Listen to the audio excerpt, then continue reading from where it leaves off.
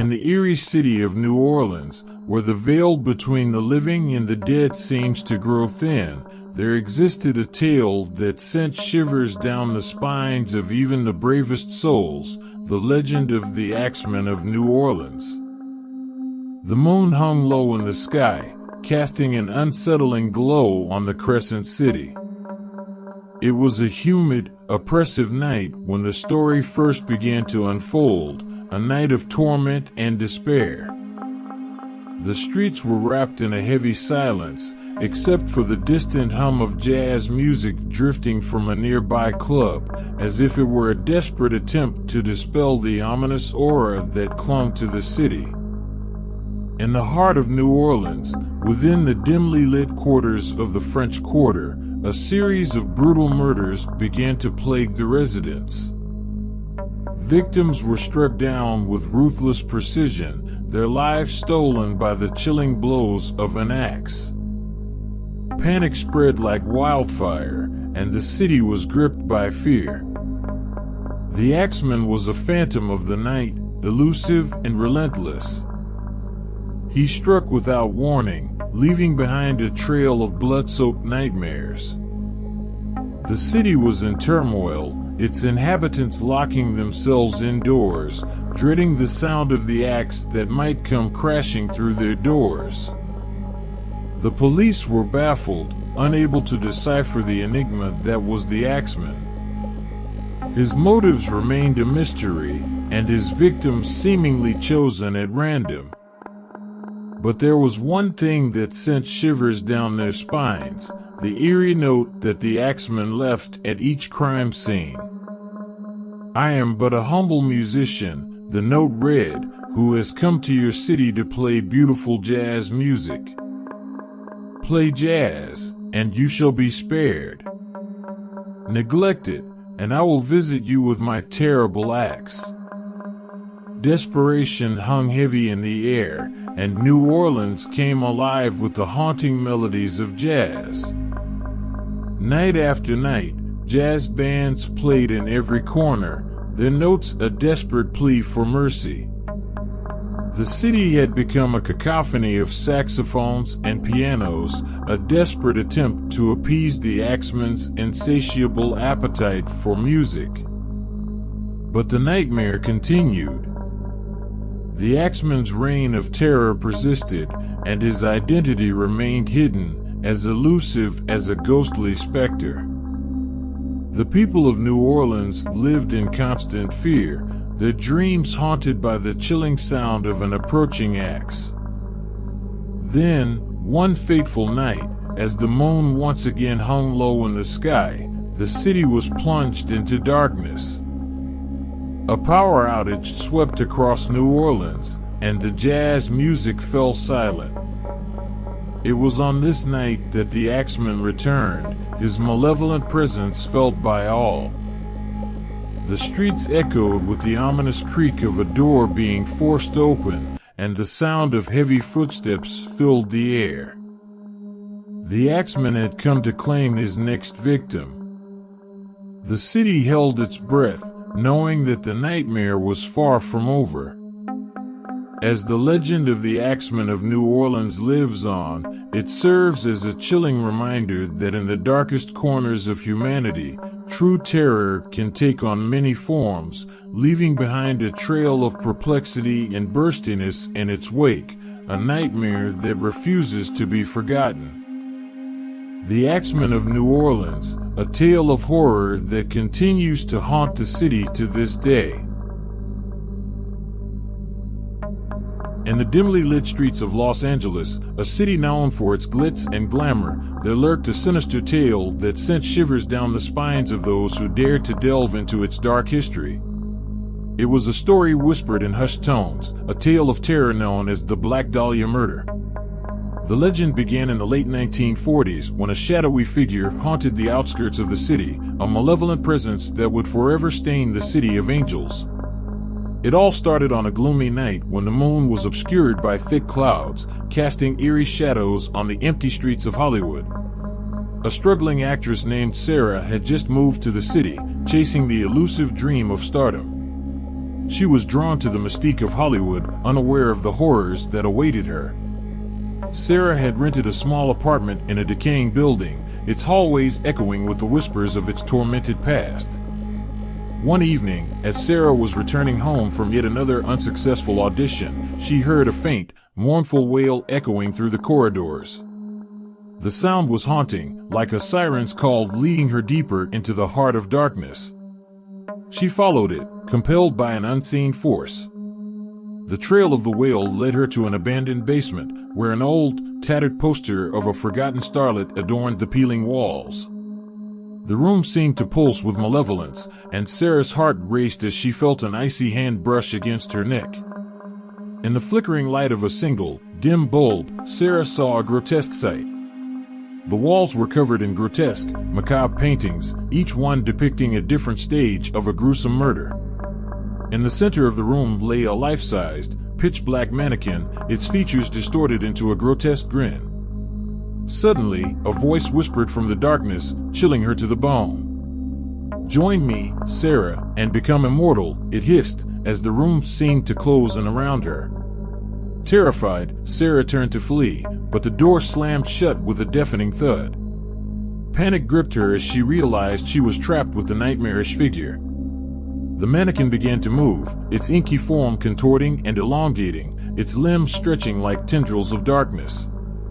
With a burst of sheer terror, Sarah's voice joined the mournful wail that had lured her into this nightmarish abyss.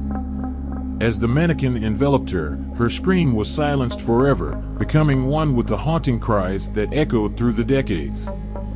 The legend of the Black Dahlia murder lived on, a grim reminder of the horrors that could befall those who dared to seek fame in the City of Angels. And the ghostly wail, forever trapped in the basement of that decaying building, continued to draw in the unsuspecting, its appetite for souls insatiable, its legacy a tale of unending horror. In the eerie town of Ravensbrück, nestled deep within the heart of the sinister Blackwood Forest, a chilling legend had been whispered from generation to generation, a legend known only as the Zodiac Killer. The tale began centuries ago, when a mysterious traveler arrived one fateful night, his face obscured by a hooded cloak. He bore a wicked grin, and in his skeletal hand, he clutched a blood-stained parchment, etched with strange symbols and constellations. The townsfolk, overcome with dread, couldn't help but notice that the symbols resembled the zodiac signs, each one more twisted than the last. As the stranger wandered through the town, shadows seemed to dance and whisper around him. He approached the village square, where a towering oak tree stood, its gnarled branches reaching out like skeletal fingers. The stranger raised the parchment to the moonlight, and a haunting melody filled the air. The very ground trembled, and a creeping fog enveloped the square. Then, one by one, the nightmare began. The townsfolk's dreams twisted into horrifying visions. The zodiac signs on the parchment came to life, wreaking havoc upon their sleeping minds. The years passed, and the town of Ravensbrück grew more and more isolated. The Zodiac Killer's curse persisted, spreading like a sinister plague. People grew gaunt and hollow-eyed, their lives a never-ending procession of terror. One moonless night, a brave soul named Eliza, the last surviving member of the town, ventured into the Blackwood Forest. Armed with a candlelit lantern and a determination that defied reason, she sought to unravel the mystery of the Zodiac Killer and end the curse that had plagued her people for generations. As Eliza ventured deeper into the forest, the air grew colder, and the trees twisted into grotesque forms. She followed a winding path until she reached a clearing bathed in an eerie, silver light. At the center stood the cursed oak tree, its branches contorted like the hands of a tortured soul. With a voice trembling yet resolute, she spoke the stranger's name aloud, breaking the curse that had bound him to the town. The Zodiac Killer's form materialized before her, a specter of darkness and despair. And so, the tale of the Zodiac Killer continued to haunt the dreams of those who ventured into Ravensbrück, a chilling reminder that some nightmares are not so easily forgotten, lurking in the depths of the mind, waiting to be awakened once more by the faintest whisper of darkness. In the dimly lit town of Transylvania, nestled deep within the Carpathian Mountains, a shroud of dread hung heavy in the night air. The villagers whispered fearful tales of a centuries-old legend that haunted their dreams, the tale of Dracula. On the outskirts of the village stood an eerie castle, perched on a rocky crag. Its spires reached for the blood-red moon, casting eerie shadows that danced like malevolent spirits. This foreboding fortress was the lair of Count Vladislav Dracula, a name that sent shivers down the bravest of souls. The villagers knew little of their reclusive neighbor, save for the unsettling rumors that swirled through the town. Stories spoke of his unnaturally pale skin, his piercing crimson eyes that seemed to peer into the very depths of one's soul, and his penchant for emerging only under the cloak of darkness. One fateful evening, as a thick fog enveloped the town, a brave young woman named Elena decided to unravel the mystery of Count Dracula. She was determined to uncover the secrets hidden within the sinister castle.